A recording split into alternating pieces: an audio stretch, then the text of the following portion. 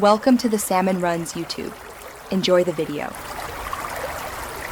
You'll start by confirming your Windows 7 edition and that Service Pack 1 is installed.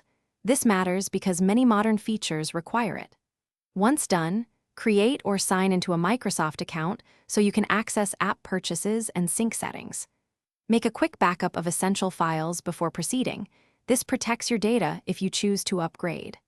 Also update Internet Explorer to the latest 11 build and enable TLS1. 2. In Internet Options, to ensure secure connections to Microsoft services. Decide how you'll access the store.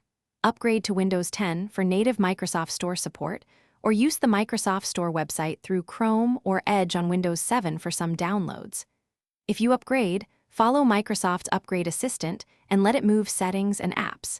If you stay on Windows 7, ensure all system updates are applied, and TLS1. 2 is enabled so the browser can securely reach Microsoft servers. Make sure your Microsoft account is signed in at the browser level to ease app acquisition. Now install the app. On Windows 10, open the Microsoft Store, search and click Get or Install. On Windows 7, use the store website to download installers or links provided by the app developer.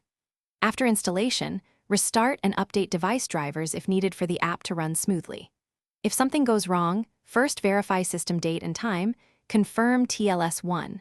2 and Windows updates are enabled, and ensure your Microsoft account is fully signed. These fixes resolve most connection and authentication errors. Thanks for watching. Consider subscribing if we helped you.